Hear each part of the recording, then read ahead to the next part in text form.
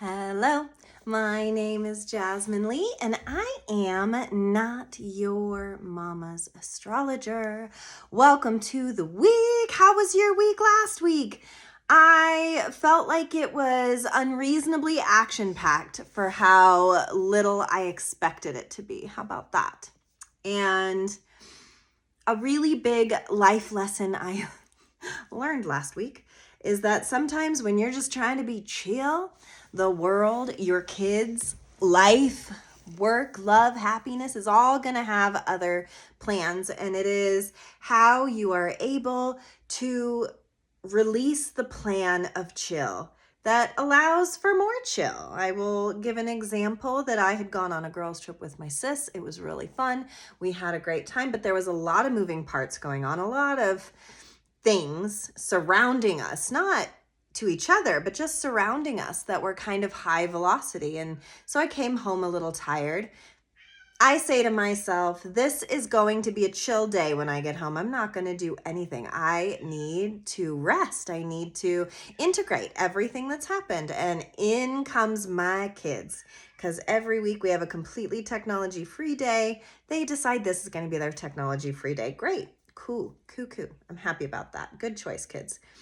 They begin taking apart their entire rooms because it's been on the agenda this summer to clean out the rooms, to reset, to make new and fresh, new energy. They're not my babies anymore.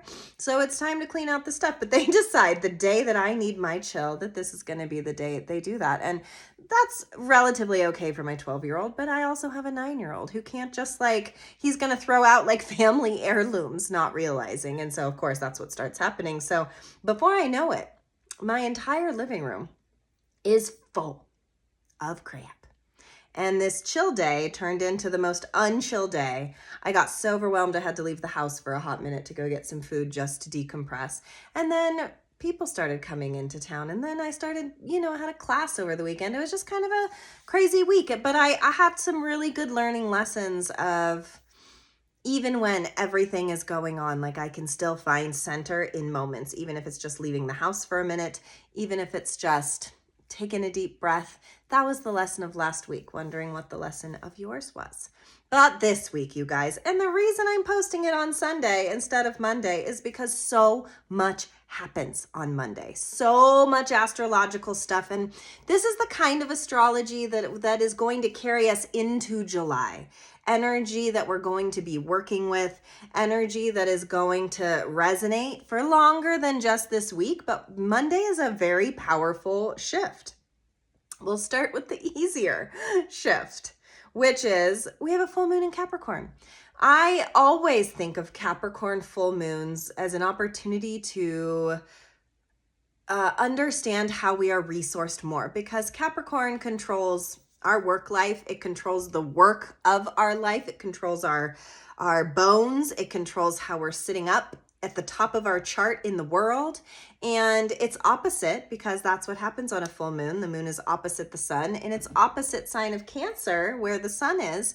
It's about home life and emotions and family and roots and ancestral wisdom. And now these two aren't so different. They both want to put in the work, but the full moon Capricorn ask is, how are you going to resource yourself? What has worked and what hasn't worked? And full moons mean that the energy is full. It's ready to burst. And so maybe you have overplanned yourself. Maybe you feel as though you have promised too much. There is too much work. There is a lot of things blowing up in your face right now. I also see this as a time of reflection about, bitch, you're doing too much. You did too much. You went in too hard. You were a little much in this last little bit of time. Maybe you were. I kind of was. I've had a lot of big emotions over this moon cycle. I've had a lot of feelings. I've had a lot of revelations. I've had a lot of past stuff coming up for me. And this Capricorn full moon is almost like, okay, now you've done a lot. where does the resource come in? How do you make sure you get a good night's sleep? How do you make sure that you are supported in order to do the work? Because the work is here and ever present. So full moon is usually big cantankerous energy. So I see that really as a lot of burnout. I see it really as looking at your schedule and maybe you've overbooked. I see it as these feelings of how have you been resourcing versus how are you resourced today? So take stock. That's the easy astrology. I mean, geez, when a full moon is the easy part of the Monday, bitch, please. It's a little scary. Because then also Jupiter is moving into Leo. And this is a big deal, you guys. Whenever outer planets change signs, it doesn't happen as often as, say, the moon that changes signs every 2.5 days. Our rising signs change every 2.5 hours. No.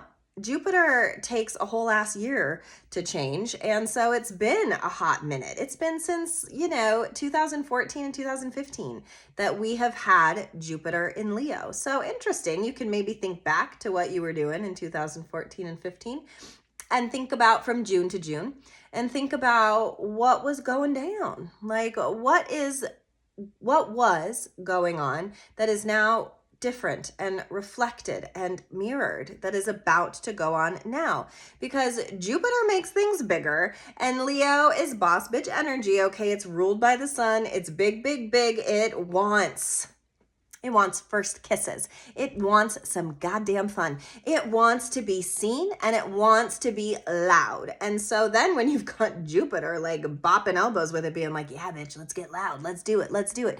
Wherever this happens in your chart is going to get an explosion of energy.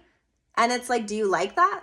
So my advice to you, my dearest people, is to think about very intently how you do like to be seen.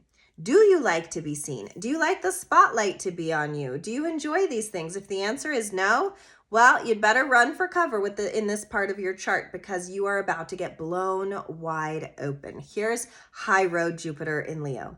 High road is you are using your time not just to move the dial, but to have some fun. You're using your time to be playful. You're using your time to experience new first things because Leo loves first kisses. Leo loves butterflies in the tum-tum. Leo rules the house of children. And so it can, in some ways, be incredibly playful and fun and great. And operating in a high road, it can really get the whistle while you work notion that you can really change a lot by being seen, allowing yourself to be seen, expressing yourself, allowing yourself to be expressive. These are all things that Leo, high road Leo, can expand Jupiter in your life, can make dreams come true, can make laughing feel like the most important thing, because sometimes it really is. Sometimes it's not just about work. Sometimes it's not just about fate. Sometimes it is just about a good laugh. I have a dear friend that keeps that in perspective for me a lot, that whenever some time in my life feels hard, we can always find out what's funny. And finding what's funny sometimes is the medicine to being able to see more clearly through the dark spots. So I love Leo and I love Jupiter in Leo. I feel like there's a lot of great things. Low road, over dramaticism, over acting, over egoing, over reacting to not getting the attention. If Jupiter expands everything it touches, then maybe we're going to go through a period of partying a little too hard. Maybe we're going to drink a little too much. Maybe we'll eat a little too much. Whatever your little too much is, wherever Leo is in your chart, is maybe where you're going to experience a little too much. And that can be really hard. Sometimes we have to learn our boundary by overdoing it. Sometimes we have to learn how to pivot by really taking a far left turn somewhere where we didn't mean to go and end up somewhere where we didn't mean to end up. And that's real. And that's okay. And that's what Jupiter in Leo really shows us, is that high road or low road, we make noise. High road or low road, we are here.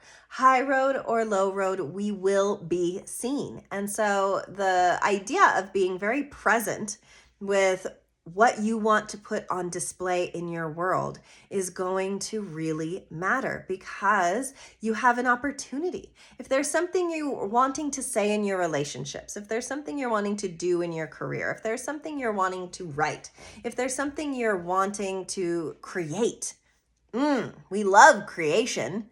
Jupiter in Leo gives you the fire. You know, when I was teaching during COVID at DSA, Deborah Silverman Astrology, I noticed when I was doing people's elemental dispersions in their chart that, you know, even if someone was really fiery in their chart, that they were experiencing a lack of fire in their life. And fire is really tricky because we can't control fire. We can light the fire, but then we can't always control where all the fire goes.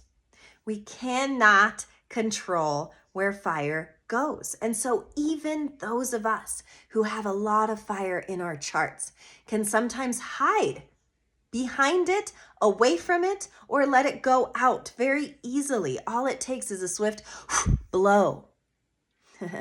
You see what I did there? I didn't mean it in a that's what she said kind of way. Anyway, all it takes is a swift air to make the fire go out.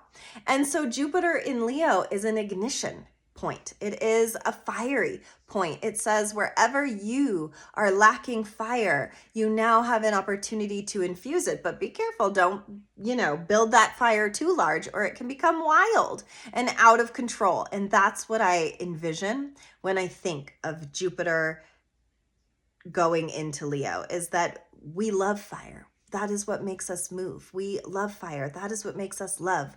We love fire. That is what gives us the passion to continue forward in our life. And if we are not responsible, if Smokey the Bear be coming in and being like, bitches, what are you doing up in here? If we need to get reprimanded by him, then we're not doing it right. Then we didn't contain it. Then we didn't master it. And not that I'm really a fan of mastery, because I think that's kind of an ungettable get in a lot of aspects in life, but I do believe the practice of leaning towards mastery is a really good practice. And so I see Jupiter in Leo as an opportunity to move the dial a little faster towards your mastery. And what is that in your life?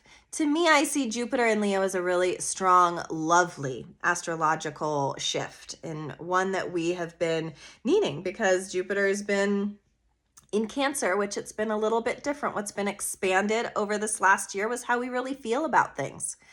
And sometimes how we really feel about things can be pretty busted, and it can create some muckiness. And so I love Jupiter in Leo clearing out this muckiness.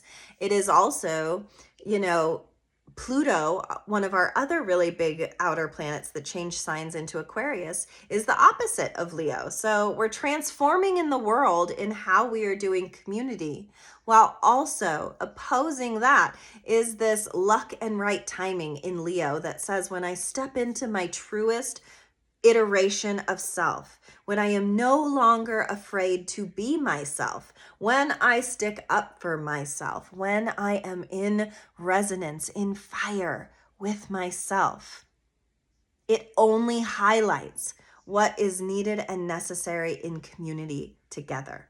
So I think that, for America, for the world, all of this astrology is really profound, and it's leading us somewhere different. And sometimes we have to close our eyes and hold our hand out to the universe and just take whatever reaches back and see where that leads us. I'm not even done with Monday, you guys, because guess what starts? You guessed it. It's Mercury retrograde. It's like a game show. Here's Mercury retrograde, and we all put a lot of emphasis always on Mercury going retrograde. But listen, here's the deal. It's in Cancer. And technology is going to be a mess. And when you're trying to have an honest, deep conversation, which maybe this Jupiter in Leo is really like expanding you to do, miscommunications are bound to occur, because when all of us have profound astrology going on inside of us, then you turn us out off into the wild and we all have to interact with each other. And the truth is, that doesn't always mesh. And Mercury retrograde is really going to show us where in our life our bigness gets misunderstood. And it's all information. All the wrong things you're going to say this month, all the wrong turns you're going to make are all going to be very good information for how to go forward in the future. So I don't want you to stress too much, though I will say it's not going to be the easiest road ahead. July is a really big time. There is a bigness to it, where on the one hand, I feel extremely inspired because I feel like this is the plot twist I have been waiting for. I hope it feels that way to you too. And if it doesn't, well, then it's the cataclysm that none of us can avoid any longer. And sometimes you got to set some shit on fire. Sometimes you got to burn stuff to the ground so that it can waste away into something new. If you do not feel your emotions all the way through, well, then they linger, don't they? They stay in our bones. They stay in our bodies. They stay in our hearts. And then we're just like walking down the street and smell like watermelon. And all of a sudden we're taken to this crazy memory of the last time we smelled watermelon and it was a hard one and we didn't work through it. And now it still lingers inside of us. That is this energy forever. You're going to be smelling all the proverbial watermelons, all of the things that are going to be bringing up and drawing out repressed memories, repressed emotions, repressed past stuff. And Jupiter in Leo is here to expand and let you stand out more. And that could incite a lot of vulnerability. It could incite a lot of saying things maybe you don't mean, or maybe you do mean out of context. And, that's not even it for the astrology. Mars is going to be squaring the nodes, which is this precursor to the end of the week. Mars is our warrior, and Mars is suiting up, my dudes, suiting up big time, because Mars has got some big time work to go do. And first it's squaring the nodes of fate, saying, listen, whatever's about to go down, you guys. It's like when you're watching a movie and you've been watching it for, you're like a third of the way through the movie and you know some shit's about to happen. And whether stuff is going down in the movie, like you could be watching a Jane Austen, movie that was based on whatever. You could be watching a really boring movie, but still know that when you get to the last third, of the movie, the apex is going to inevitably occur. And the anticipation and inevitability of that apex is indeed what Mars is doing at the beginning of the week. It's suiting up. It's getting ready. It's an hour and a half into that movie. There's only 30 minutes left, and that shit's not going to just stay. You're almost done with your book and everybody's happy, and you're like, no, alas, that is not how books go. It is not how a good story goes. Nothing about a good story just goes smoothly. So I want to remind you of that as the world starts worlding this week, as your heart starts opening this week, as your feelings might get a little dicey this week. I want you to see that whatever circumstance, whatever calamity comes your way, that there is indeed and in fact a plot twist that is necessary in order for you to move forward. And so if something intense happens, I only want you to lock in more. I only want you to say challenge accepted, and I want you to approach it differently than just that clenching against the inevitability of hard moments. Because hard moments only become intolerable when we don't accept them, when we don't allow them to change us, move us, and help us to understand what's really going on more. So that's kind of like my warning for this week, because then in July 3rd and 4th, just in time for little old America's goddamn birthday, we have the Uranus-Mars conjunction. Mars is our fighter planet. Uranus is our planet of big change and kablooey. You put those two things together with Leo, with Jupiter moving into Leo, and I know you know what I just said about fires. Little fires everywhere. That's where everything is going to be at. There are little fires everywhere. And sometimes eventually when they meet, kablooey, big, boom goes the dynamite. And whatever that means for you, whatever that means for America, whatever that means for the world, these are just those times where we have to pull up our big girl panties or big boy panties and say that whatever may come, I will figure this out, because we do, and we can, and we will. But sometimes it's like how I started this podcast, when you're just wanting to be chill and your freaking kids bring out buckets of memories, of clothes, of stuffed animals, of things, and spread it all over your goddamn floor. And we get to choose what we do with that mess. I chose overwhelm. I chose leaving the house for a minute. I chose crying a little bit over losing the childish parts of my children as they grow up and older. I chose to feel it all. And on the other end of it, I was really proud that they self-motivated themselves to do that, to want to clear out their rooms, to want to step into a new, different version of themselves. My little guy ended the night crying because he felt like his room wasn't cool. Like he wanted to be this big boy version of himself. And, it was hard to gently express that you are still, in fact, 9, even if you're about to be 10. You are still, in fact, a young person, and it is okay, in fact, to have a young person's room. But, joy is wasted on the youth because he doesn't see it, and he's not supposed to see it, because all he sees is his older siblings all being big kids, and he just wants to be a big kid too. And so the process, you see, we've uncovered that it was never just about everything out in the living room floor. It was about what was changing inside our family unit as a result of everything, quite literally everything, being out on the living room floor. Do you see? So I want you to take your version of what everything out on your living room floor could look like and figure out what is under the layers of stuff. Because under the layers of stuff is the truth of it, is the truth of you, is the fear of moving forward, is the fear of letting go, is the fear that you'll be alone, is the fear that you won't be successful. So I want you to start this week, your homework, saying, it is the fear of, and I want you to fill that out. It is the fear of blank that holds me back. And I want you to recognize when that fear is getting in the way of allowing all this change. Because oftentimes we are on a lot of levels ready to change, but if we still need to hold on to our comforts, then it's not going to work. They say when you're writing a book, you have to kill your darlings. A line that you loved so much, a character that you loved so much. Sometimes you have to let the line go. You have to let the character die in order to move the plot. Listen, I'm not saying go kill anybody. You didn't hear me say that. I didn't say that.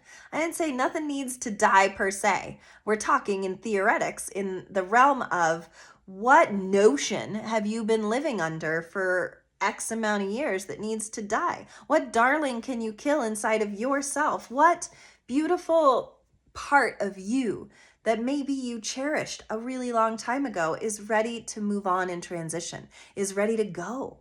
And sometimes we miss those versions of ourselves. I have found myself making loads of mix CDs. I mean, I'm not actual ones anymore because that is an impossibility, of the times. But I was making a lot of mixes on my Spotify. How about that? And finding all of these songs from when I was in my earlier 20s and just thinking about that bitch, that 20-year-old little punk rock princess that was getting tattooed. I mean, I'm still getting tattooed. as an old bitch, but as a punk rock princess, I was doing it for different reasons probably, and listening to different music that would annoy everybody else in the house if they were subjected to these punk rock mixes that I was making, and understanding that while that part of me isn't alive anymore, she is still omnipresent in the cacophony of who I am today. That little rebel, that little person that didn't like to be told no, that would always ask someone out on the date first, that would always be the one to ask the important questions, despite whatever the answers might be. The bravery of youth is a profound thing. And in some ways, I feel as an older person, I'm more brave now because I'm more honest with myself. But back then, I was brave in the realms of asking others and experiencing others in a different way than I think happens as we get older. And so as we're retrograding, as Mercury is retrograding back through these moments in our life, through broke down cars, through our, electronics not working, through our pets meowing through the night, through our bad sleeps, through our having to take more time in the grocery store lines, I want you to use those times when things aren't quite working right, to find those younger versions of self and recognize where you were and where you are today. And sometimes a solution can come based on the contrast of the then versus the now. And I think that I was doing this really beautiful visual where I was imagining my chest as this ball of light. And maybe you can do that too sometimes, where you are this light. And there is light stretching out in front of you. And in front of you is this unknowable future. You don't get to know it. That would ruin the book. Do you like people telling you how books end? Hell no. If you do, you're weird. Stop listening to the podcast. Get out of here. Like, what? No one. It's not like When Harry Met Sally, where he says he likes to read the last page of the book, so that he knows how it ends, so that in case he dies, he knows how the books end. That is a road we're not going to go down. Let's stay focused here. Okay, there's a light in front, and you don't get to know how it ends, and that's your life. But also, there is the illumination of what was behind you. And I see that more as a radiance that surrounds you, this insight, this hindsight that you have, and experiential knowledge that you have of what has worked and what has not worked in the past. And those are your tools. And what I want you to keep in mind is that tools are great, but they aren't always the right solution. You can't use a hammer for the work of a wrench. And I want you to begin to trust in the present now, that the past is always there, an aura around you, but the future is the tools waiting for you, and to be open to not just using the same old thing, to maybe validate and recognize what worked for you before, but with all of this changing astrology, to see that beautiful light that is glimmering ahead of you as an opportunity for new tools, as an opportunity for more insight that will lead to hindsight later. And to get kind of excited, because whenever I see big astrology on the horizon, we can do one of two things. We can be a little bit afraid of it because it's big astrology. Life's going to change. It's big news. It's big feelings. It's a lot. And sometimes it's as a result of your actions. And sometimes you did nothing at all. And then life just lifes.